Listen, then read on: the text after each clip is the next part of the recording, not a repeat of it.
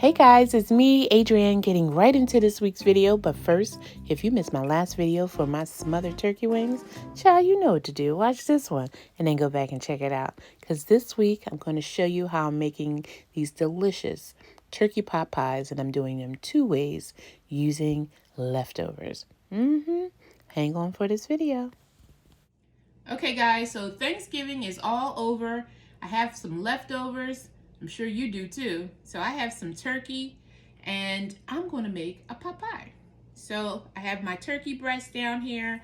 I also have some part of the thigh, and I'm just going to make some rather large dices. Okay guys, so our turkey is all chopped. I'm going to meet you at the stove for the next part. Okay, so I'm over here at the stove and I have my trusty sous chef. That's Dennis. He's going to make the bechamel that's going to thicken our pot pie base. So how many sticks of butter are we using then? We're using one stick, a couple of cubes at a time. Okay. So why do we use a couple sticks at a time? You use a couple of cubes at a time because you don't want your sauce to break. So you start off with a light amount of butter, and then you add in milk to the flour once you get to that point. Then you slowly thicken it as opposed to, and you add a little bit of butter at the same time to slowly thicken it so that the sauce can be creamy and luxurious and not broken. Ooh. Yeah,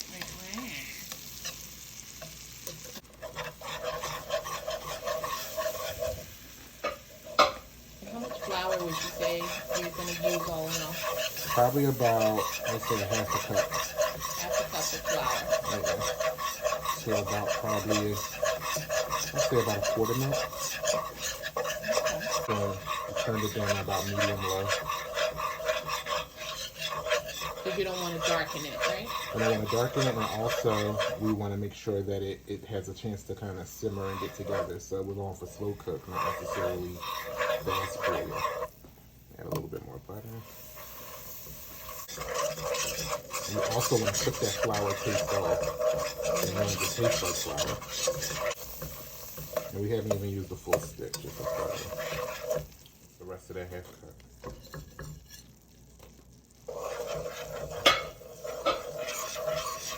And I can't tell you how much milk, but we'll try to get to like a quart, so but it's little by little.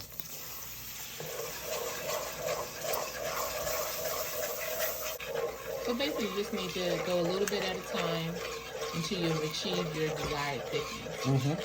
Would this really be considered a bechamel, or is this just a white sauce, or just a thickener? Well, bechamel is a white sauce or whatever, and Mornay is a cheese sauce, so it would be considered, I guess, a white sauce or whatever. Probably not doing all the French technique, so probably just be a white. But it was the best we can get to. Have to have good on stand. I see. Well, so this way. Yeah. Well, normally if it was a heavy cream, you would it would already thicken a little bit by now. It just looks like luxury. Yeah. Okay, have to do another thing of butter, another round. And you better hurry up for Inga come and dunk one of those biscuits in here. Oh my God, not a biscuit bechamel travesty in 2021. And as you see, no lumps, no nothing.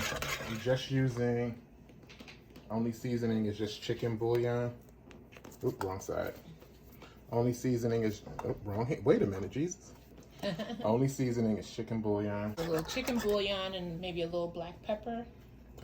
That's her suggesting black pepper if you don't understand. You don't understand my mother's language.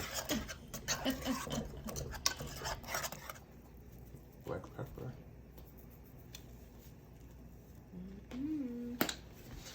Good. And I think Dennis is going to add a little parsley flakes to that.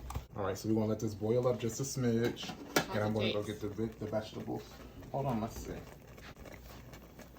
Another way to tell if your sauce is done by running your finger through the back. If it keeps a line. Ooh, look at that. Thickness, goodness. I think a little more chicken. A little more chicken. Turning this fire down just a little. And does it need any more milk at this stage? We could do a little bit more milk, because we want to make sure we have enough sauce. And smooth like velvet. Slow staging, slow cooking. Everything don't gotta be quick and easy, at least not in my house. That's how my grandmother taught me. She ain't believe in quick and easy. MG. But, you know, these young kids today, Young kids. they love a quick and easy. Oh, Quick and easy this, quick and easy that. Guys, help. So, what I had on hand in the freezer was some Italian green beans, some frozen corn, and some peas and carrots. There you go. There's peas and carrots over there if you can't see them. Just getting a little bottle because they're freezing cold, so we don't want the sauce to do too much. So we just gonna add them a little at a time. And generally, if I'm making frozen vegetables, I don't usually use vegetables out the can. I prefer the frozen vegetables. Looks like confetti. I'm telling you, everything don't gotta be quick and easy.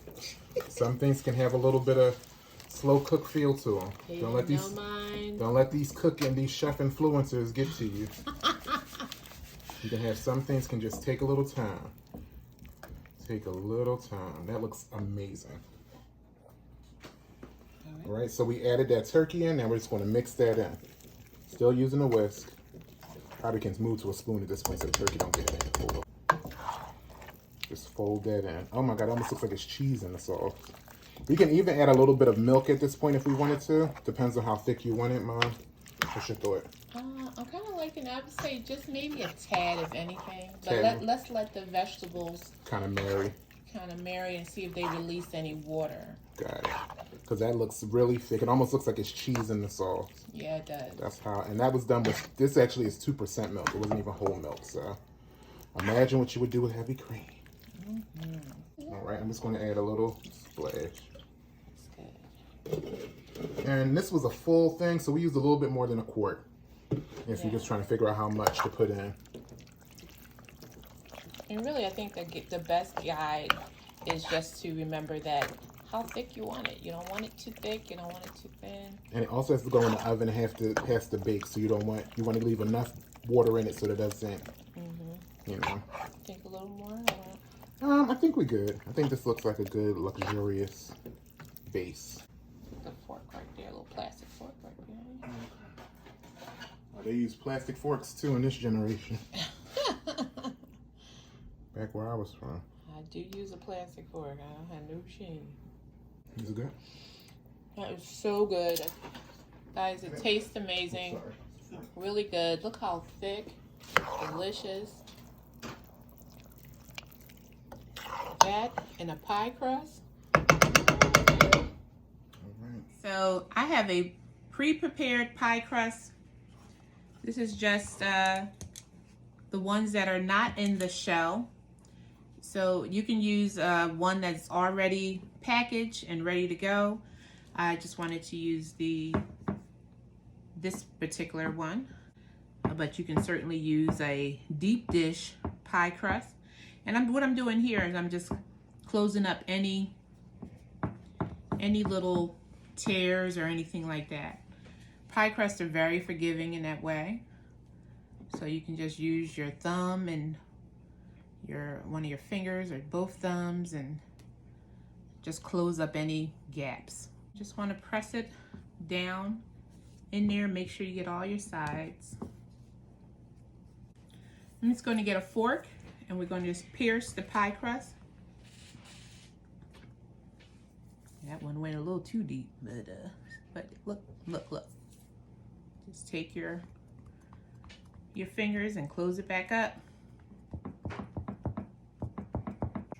Okay guys, so hopefully you can see that little fork tine marks.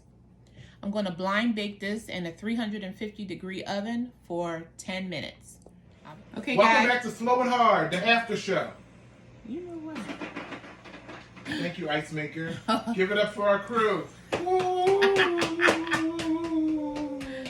You know what? Thank you, Alexa. Yay! Audience applause. Alexa, stop. Wow, Alexa's going off. Welcome back to Slow and Hard, the Thanksgiving after show. With our host, Dennis Maurice. Yeah, thank you, Alexa. Yeah, no, Alexa. Stop. You, Ice Maker, Dennis, stop. Okay, guys. Okay, guys, so our crust is baked for 10 minutes. what do you call this? Flash bake. What do you call it? Flash bake? Blind baked, right? Blind baked. Okay, guys, our crust has blind baked for 10 minutes. They got me all flustered in here, guys. So now I'm going to get our look at this. Amazing. Amazing. So I'm just going to ladle in our vegetables, our chicken, and our delicious sauce. Now everything in here is cooked, so all we're really waiting for to get done is the dough itself, the pie crust. So I have my second one, and I'm just going to unroll it and place it right on top.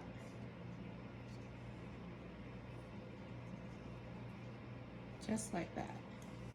And right now I just want to make sure that it's covering over our pie, our filling. So anything else I'm just going to fold over, just like that. Okay guys, so I'm going to make some little steam vents, little vent, just making a little cross there, just to allow some steam to escape. Okay guys, I have 1 egg that I just whipped up. I have my pastry brush here. I'm just going to give it some beautiful strokes right on top. Okay guys, so this is going in a 350-degree oven. I will let you know how this one turns out. I'm going to put it in the oven first. I still have my second one to show you. Okay, I have my second pie pan, and this is just my deep dish Pyrex dish. So I'm going to ladle that in. You see I have no crust. You might say, what are you going to top it with? Some more leftovers. Have some leftover stuffing. Yes, stuffing. And that is going right on top. I'm actually going to just break it up a little bit. I don't know if you say stuffing, you say dressing. We say both, so, but generally we say stuffing. And that doesn't mean that we made it inside the bird, we just call it stuffing. And so you're going to take those pieces of your stuffing. Because remember, all this is done. All this is done. And we're just going to make the stuffing our top crust. Almost like we're doing a crumble. Okay guys, so this is done. If you want, you can add some little knobs of butter on top, and that would help to crisp it up a little bit.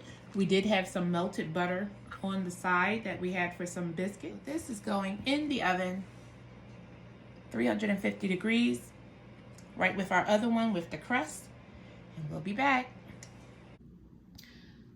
Okay guys, so our pot pies are done. Our pot pie that had the stuffing on top cooked for 45 minutes. And our double crust on the bottom and on the top, baked for 1 hour and 7 minutes. You see it was bubbling all out of there. So make sure when you bake yours, you have some aluminum foil at the bottom or a baking tray that it's in, because it will bubble out.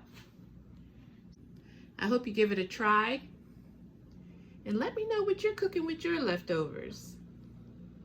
All right, you know what to do, guys. Please like, comment, share, and subscribe. Tell all your family and friends about what I'm doing in this kitchen, y'all, and what Adrianne thinks. Till next time, pot pie out.